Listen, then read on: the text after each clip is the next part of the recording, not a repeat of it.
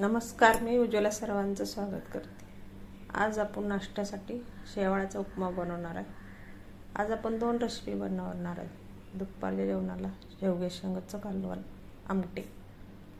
तर चला रेसिपीला सुरुवात करूया। कढई ठेवल्या गॅसवर, तेल ओतले 2 चमचे, मोहरी टाकूया 1 चमचा, शेवाळा मी आधीच भाजून घेतलेले आहे त्या, अर्धा चमचा जिरं घालूया। जिरं मोहरी चांगली फुलू द्यायची।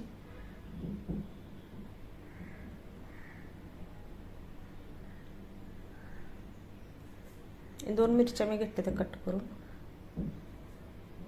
शेंगदाणा घालूया आपण, 1 मूठभर शेंगदाणे मी घातले ते, आणि कढीपत्त्याची 2 पानं घातलेले ते जास्त कढीपत्ता नव्हता म्हणून थोडाच घातला, जाऊ द्या, सुगंध आला तर बाद झाला। 1 कांदा मी बारीक चिरून घेतला, ती घालूया। शेंगदाणा कांदा चांगला परतून घ्यायचा। शेंगदाणे पण कडकमध्ये होत्यात अशा तेलामध्ये टाकल्यावर। हळद घालूया अर्धा चमचा, व्यवस्थित तेलात परतून घ्यायचं।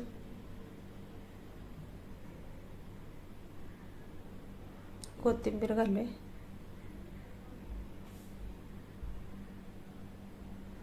कोथिंबीर अशी तेलामध्ये सुगंध येतोय कोथिंबीरचा पण।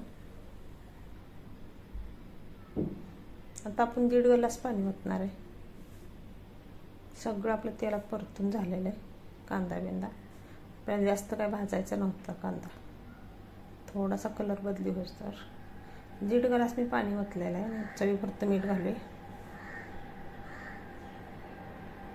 मिक्स करून घेऊया। मीठ घातल्यानंतर आता आपल्याला उकळी आणून घ्यायची।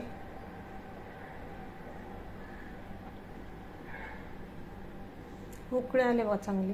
आता शेवाळ्या घालूया आपण, ही मग खूप टेस्टी लागते, पटकन होणार रेसिपी आहे। मिक्स करून घेऊया शेवाळ्या घातल्यानंतर। आता झाकण ठेवून 1-2 मिनिटच ठेवायचे, जास्त पण नाही ठेवायचं आपल्याला। तर झाकण काढून घेऊया, पाणी सगळं शोषून घेतले। शेवाळ्या पण आपल्या चांगल्या शिजल्या त्या, लगेच शेवाळाचा उपमा तयार होतोय। याला जास्त काही सामान पण लागत नाही, घरातल्या सामानात होतंय। नाश्ता सकाळचा तयार झाला आहे आपला। आता आपण दुपारच्या जेवणाला शेवग्याच्या शेंगाची आमटी बनवते। खूप टेस्टी होते ही आमटी, झणझणीत होते बघा।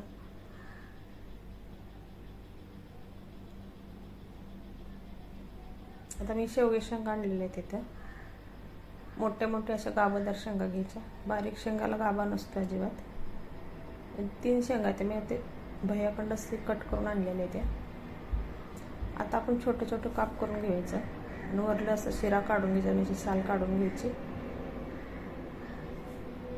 1 बोटा एवढं आपलं काप करणार आहे आपण।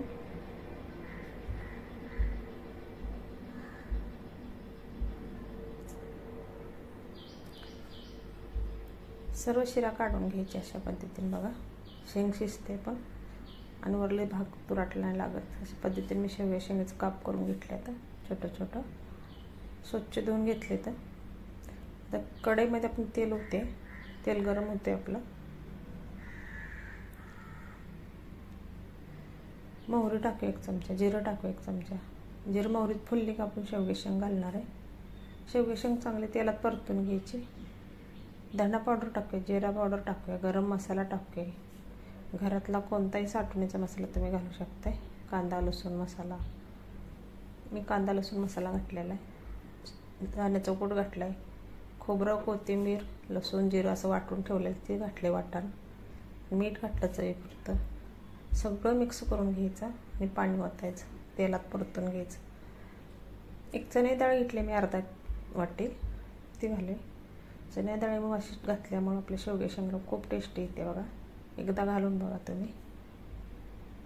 शेंगाची चव अजून वाढते रश्श्याची। अशा पद्धतीने आपल्या शेवग्याच्या शेंगाचं कालवण तयार झालं आहे बघा। चांगलं शिजू द्यायचं, शिजल्यानंतर आपण कोथिंबीर वरून घालणार आहे। शेंग चांगली माझी शिजलेली मी बघितली, आता वरून कोथिंबीर घालून झटपट रेसिपी तयार होते त्या, जास्त वेळ लागत नाही। तुम्ही सकाळच्या संध्याकाळच्या गडबडीत अशी भाजी करू शकता, दुपारच्या टायमाला गरमागरम। Bye bye.